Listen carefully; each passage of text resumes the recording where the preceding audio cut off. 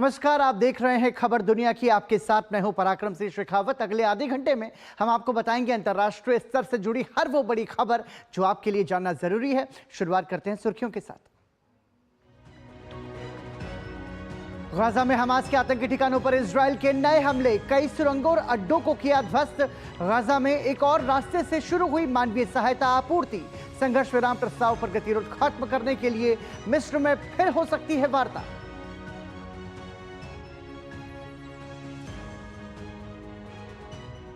California विश्वविद्यालय में police ने हटवाया फिलिस्तीन के समर्थन में चल रहा धरना। पुलिस एक्शन के दौरान प्रदर्शनकारियों के साथ झड़पें। अन्य विश्वविद्यालय कैंपस में भी कार्रवाई। कुल मिलाकर अब तक लगभग 1000 गिरफ्तारियां।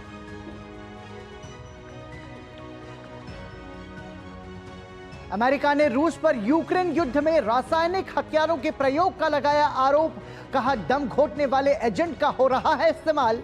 रूस ने अमेरिकी दावे को बताया निराधार। यूक्रेन के तटीय शहर ओडेसा में लगातार तीसरे दिन रूसी मिसाइल हमले।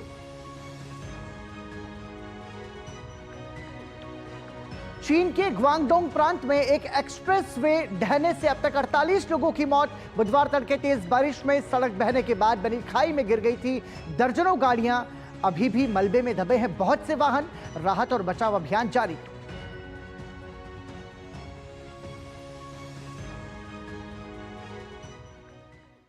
और सुर्खियों के बाद आइए खबरों पर नजर डालते हैं विस्तार से। सबसे पहले बात एशिया का आईना के जरिए एशियाई देशों से जुड़ी खबरों की।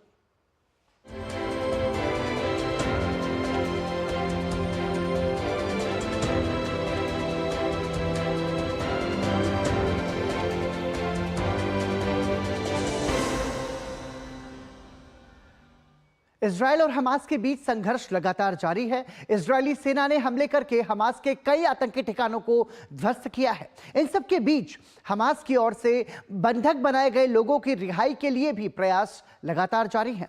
इजरायल ने बंधकों की रिहाई के बदले संघर्ष विराम का प्रस्ताव दिया है। इस मामले पर हमास की तरफ से अब तक कोई भी जवाब नहीं दिया गया है। साथ ही गाजा में मानवीय सहायता की आपूर्ति के लिए भी कोशिशें की जा रही हैं। इजरायल के गाजा में सैन्य अभियान लगातार जारी है। हमास के आतंकी ठिकानों को नेस्तनाबूद करने के इरादे से आगे बढ़ रही इजरायली सेना लगातार हमले कर रही है। मध्य गाजा में अपने सैनिकों पर कई गोले दागे जाने के बाद इजरायली लड़ाकू विमानों और तोपखानों ने एक साथ सुरंग शाफ्ट और एक मोर्टार लॉन्चिंग पोस्ट को हमले करके ध्वस्त कर दिया। इनका प्रयोग हमास के आतंकी हमलों के लिए किया जा रहा था। एक दिन पहले भी इजरायली सेना ने हमास के कई ठिकानों को तबाह किया था, जिसमें कई सुरंगें भी शामिल हैं। गाजा में लड़ाई के बीच मानवीय सहायता आपूर्ति भी बड़ा मुद्दा है। अब तक गाजा में सहायता आपूर्ति का एकमात्र रास्ता मिस्र से सटी रफाह क्रॉसिंग थी, लेकिन अब उत्तरी गाजा में एक दरवाजा भी खुल गया है। इजरायल ने इरेस क्रॉसिंग के रास्ते गाजा में सहायता सामग्री से भरे ट्रकों को जाने की अनुमति दे दी है। इजरायल ने इस क्रॉसिंग के रास्ते गाजा में दाखिल हो रही मानवीय सहायता की तस्वीरें जारी की हैं। ध्यान रहे कि पिछले साल 7 अक्टूबर को हमास के आतंकी हमलों के दौरान इरेस क्रॉसिंग नष्ट हो गई थी और फिर बंद रही। इजरायल ने पिछले महीने इसे फिर से खोलने की घोषणा की थी। अमेरिका सहित कई देश गाजा में मानवीय सहायता बढ़ाने का आह्वान करते रहे हैं। अमेरिकी सेना समुद्री रास्ते से गाजा में मानवीय सहायता संभव बनाने के लिए एक घाट बना रही है, जहां समुद्र के मार्ग से आने वाली मदद उतारी जाए। अमेरिका का कहना है कि आधा निर्माण कार्य पूरा हो चुका है। शुरू से हमारा लक्ष्य था कि हम मई के आरंभ में इसे चालू कर देंगे। अभी भी हम उसी दिशा में आगे बढ़ रहे हैं। वैसे अभी कोई तय तारीख बताना संभव नहीं है। इस बीच हमास के हाथों पिछले साल 7 अक्टूबर को बंधक बनाए गए लोगों की रिहाई के लिए भी प्रयास जारी हैं। मिस्र की मध्यस्थता में हो रही वार्ता के बाद इजरायल ने बंधकों की रिहाई के बदले संघर्ष विराम का प्रस्ताव दिया है। हालांकि अभी हमास की तरफ से कोई भी जवाब नहीं दिया गया है। अब खबरें हैं कि बंधकों की रिहाई के समझौते पर मतभेदों को पाटने की कोशिश के लिए मिस्र इजरायल और हमास के प्रतिनिधि मंडलों को काहिरा में आमंत्रित करेगा। अमेरिकी विदेश मंत्री ने संघर्ष विराम प्रस्ताव का समर्थन करते हुए हमास से फिर आह्वान किया है कि वो इसे स्वीकार कर ले।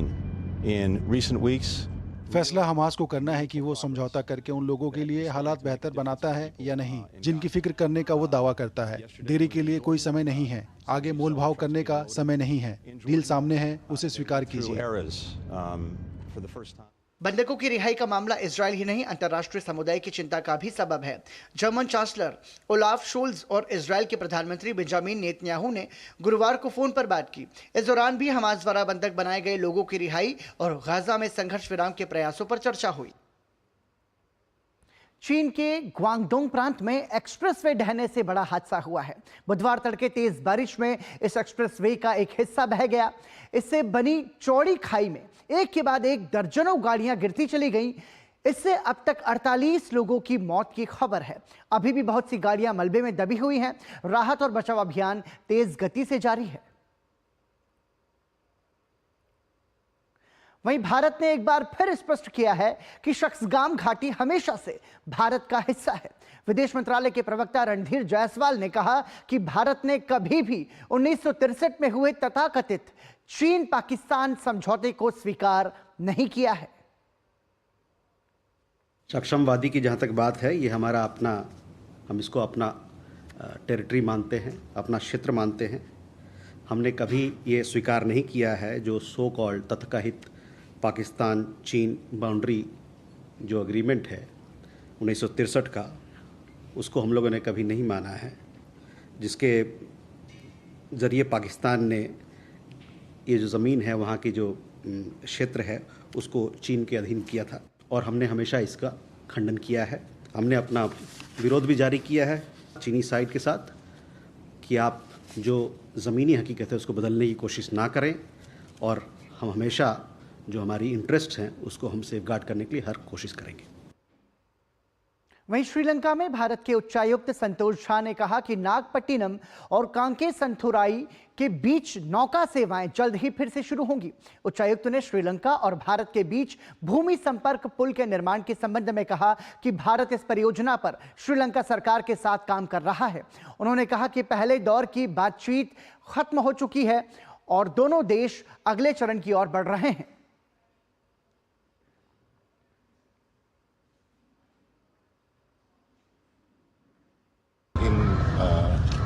Middle of May, just 2 weeks from now, we will have the ferry service starting from Nagapattinam to Kanke-Santure. So if everything goes well, the preparations are on, and I think the boat service will start again on building a land connectivity corridor between India and Sri Lanka, and the first conversations have already begun. We are working to now move towards the next stage of doing a detailed project report on. वहीं जलवायु परिवर्तन के असर की वजह से Asia के कई इलाकों में भीषण गर्मी के हालात बने हुए हैं। दक्षिण पूर्व एशियाई देशों में भीषण गर्मी के चलते विद्यालयों में कक्षाएं संचालित करने के समय में परिवर्तन किया गया है। तो वहीं फिलीपींस की राजधानी मनीला में मोबाइल शॉवर की शुरुआत की गई है। हीट स्ट्रोक की स्थिति से बचने के लिए लोगों को ज्यादा से ज्यादा पानी पीने और अनावश्यक घरों से बाहर न निकलने की सलाह दी गई है। इस समय एशिया के कई हिस्सों में गर्मी का प्रकोप जारी है। दक्षिण पूर्व एशियाई देश कंबोडिया में तापमान में लगातार हो रही बढ़ोतरी के कारण स्कूलों की कक्षाओं के समय में 2 घंटे की कटौती शुरू कर दी गई है। सभी पब्लिक स्कूलों को अब सुबह 7 से 10 बजे तक संचालित करने के निर्देश जारी किए गए हैं। इसके अतिरिक्त दोपहर का सत्र 1 घंटे बाद 2 से 5 बजे तक शुरू होगा। कंबोडिया के मौसम विज्ञान विभाग ने राजधानी नामपेन में तापमान में बढ़ोतरी जारी रहने का अनुमान लगाया है। जलवायु विशेषज्ञों ने अत्यधिक गर्मी के कारण जलवायु परिवर्तन और पश्चिमी प्रशांत क्षेत्र में अल नीनो के प्रभाव को जिम्मेदार ठहराया है। हम एयर कंडीशनर और पंखों के साथ कक्षाएं संचालित कर रहे हैं। हमने छात्रों को पढ़ाई के दौरान खूब सारा पानी पीने की सलाह दी है। अभी तक यहाँ लू से कोई बीमार नहीं पड़ा है। दक्षिण पूर्व एशियाई देशों में बढ़ती गर्मी के बीच फिलीपींस की राजधानी मनीला से अलग ही तस्वीर सामने आई है, जहां पर स्थानीय प्रशासन ने लोगों को गर्मी से राहत पहुंचाने के क्रम में निशुल्क मोबाइल शावर की व्यवस्था की।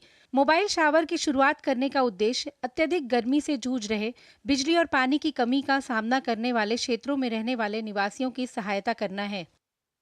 मैं बहुत खुश हूँ। यह एक अच्छी पहल है। मुफ्त मोबाइल शावर से लोगों को लाभ होगा।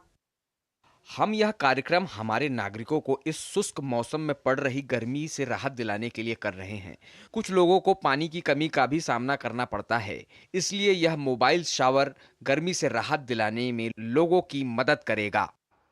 दक्षिण पूर्व एशिया के अन्य देशों समेत फिलीपींस अत्यधिक गर्मी से जूझ रहा है। स्कूल कॉलेजों में कक्षाएं निलंबित कर दी गई हैं। हीट स्ट्रोक की आशंका के कारण लोगों को अनावश्यक घरों से निकलने और लू से बचने की चेतावनी जारी की गई है। यहाँ रुक रहे हैं एक विराम के लिए। विराम के उस पार आपको बताएंगे अमेरिकी देशों से जुड़ी खास खबरें। ये विशाल है ना, इसका सब प्रॉपर चलता है। कल उसके बैंक अकाउंट में 15,000 रुपए का फ्रॉड हुआ है, पता है? इसको तो कोई टेंशन ही नहीं होती है, देखना। टेंशन क्यों? मेरी कोई गलती नहीं थी। फिर भी फ्रॉड होने पर मैंने तुरंत बैंक को इन्फॉर्म कर दिया। आरबीआई कहता है अगर आपके अकाउंट से किसी ने धोखे से पैसे निकाले हैं तो बैंक को जल्द से जल्द इन्फॉर्म कीजिए। 3 दिन के अंदर इन्फॉर्म किया तो कोई नुकसान नहीं होगा। जितना लेट करोगे उतना ज्यादा नुकसान। और सुन, सब चलता नहीं है, प्रॉपर चलाना पड़ता है। आरबीआई कहता है जानकार बनिए, सतर्क रहिए। गोल्डी छोले मसाले, जहाँ जाए रिश्ते बनाए, जहाँ जाए रिश्ते बनाए, गोल्डी मसाले। आज हमारे देश की तरफ आंख उठाकर देखने का कोई साहस नहीं करता। पहले हम अपने देश में डरकर चलते थे, अब हमारे दुश्मन उनके देश में भी सेफ नहीं है। 10 सालों से देश सुरक्षित है। देश की सुरक्षा के साथ कोई कॉम्प्रोमाइज नहीं। ये है मोदी की गारंटी। और मोदी जी को वोटिंग, ये है हमारी भी गारंटी। कमल का बटन दबाएं, भाजपा को जिताएं। एक बार फिर आपका स्वागत। आप देख रहे हैं खबर दुनिया की और अब अमेरिकाना के जरिए आपको बताते हैं अमेरिकी देशों से जुड़ी खबरें।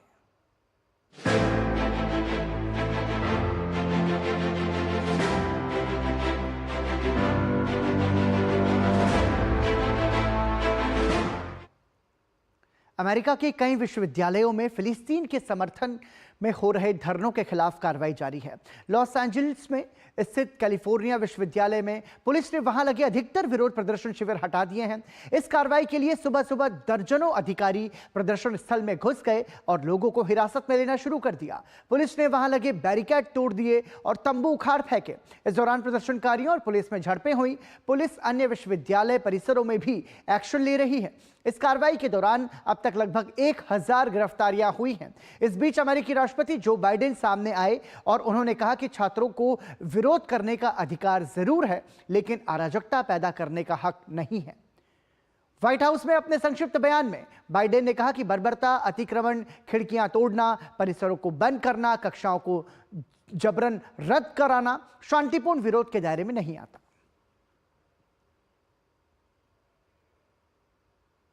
और बढ़ते हैं आगे, नजर डालते हैं यूरोपीय देशों से जुड़ी खबरों पर हमारे खास सेगमेंट यूरोप इन दिनों के जरिए।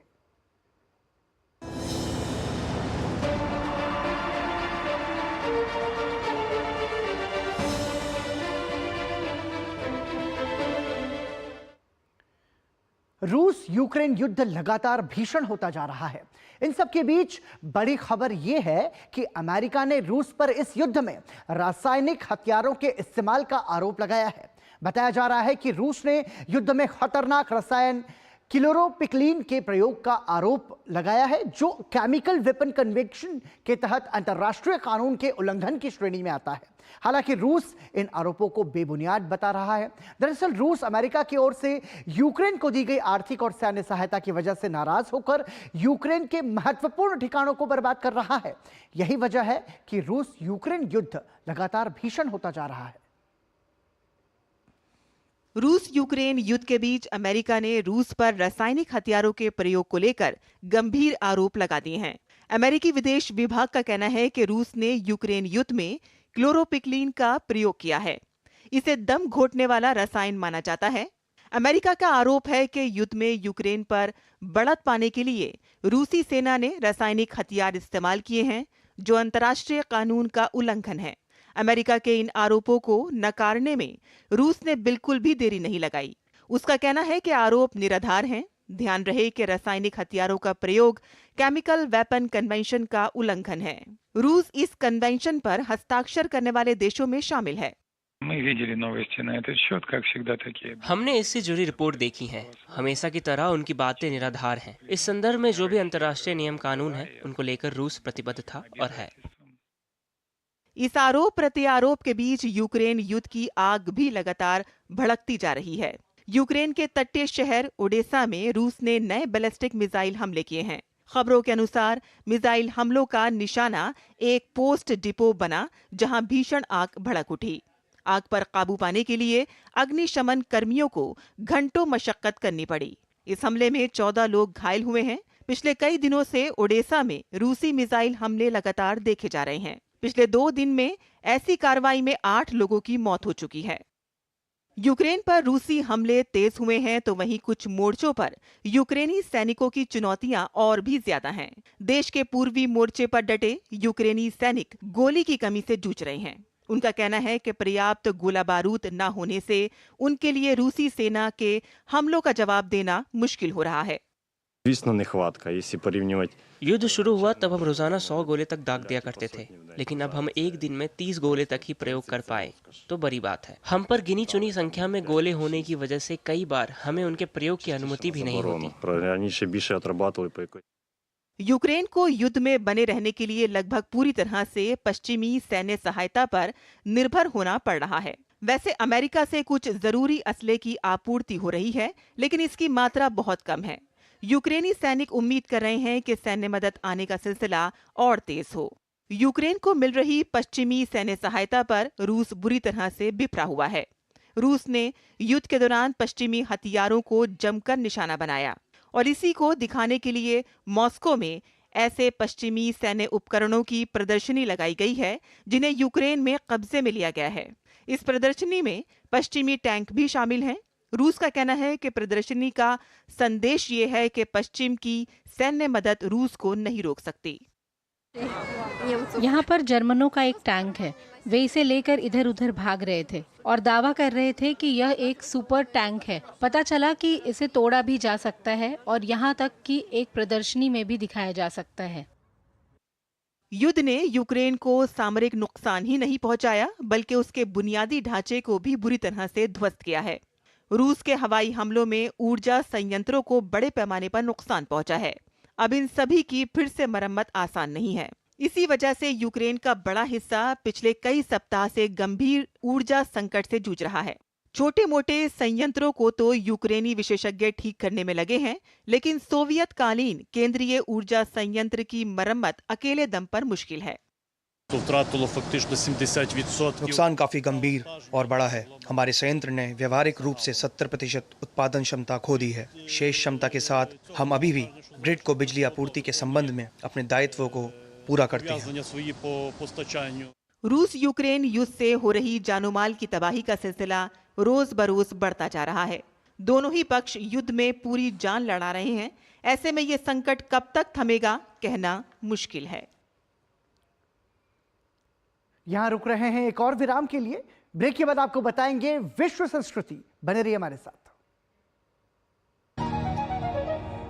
Delivery boy has picked your order. अरे भाई पता है भूख लगी है। 30 मिनट का मैसेज नोटिफिकेशन आया था ना। मैसेज के सारे थोड़ी बैठ सकते हैं। कल आपने कुछ शेयर्स बेचे थे ना? हाँ, तो चेक किया? मैसेज आया तो था। सिर्फ मैसेज काफी नहीं है। आप शेयर मार्केट में कोई भी ट्रांजैक्शन करते हैं ना, तो स्टॉक एक्सचेंज से आए एसएमएस या ईमेल को अपने डीमैट अकाउंट और बैंक स्टेटमेंट के साथ भी टैली कीजिए। बेटा भूख में ना दिमाग बंद हो जाता है। समझ कर इन्वेस्ट कर। गोल्डी छोले मसाले, जहाँ जाए रिश्ते बनाए। जहाँ जाए रिश्ते बनाए गोल्डी मसाले। एक बार फिर आपका स्वागत। आप देख रहे हैं खबर दुनिया की और आइए आप नजर डालते हैं विश्व संस्कृति पर।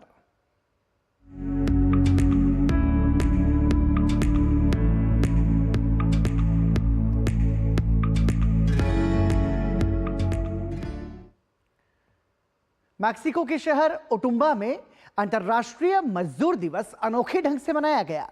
दरअसल ओटुम्बा में 1 मई को डंकी डे के रूप में मनाया जाता है, जहां गधे आकर्षक तरीके से सजाए जाते हैं और उनकी दौड़ कराई जाती है। साथ ही गधों पर बैठकर पोलो खेला जाता है। इस महोत्सव की शुरुआत वर्ष 1965 में हुई थी, जब स्थानीय निवासियों ने फैसला किया कि मेहनतकश जानवर भी सम्मान के हकदार हैं। ये रिपोर्ट देखिए।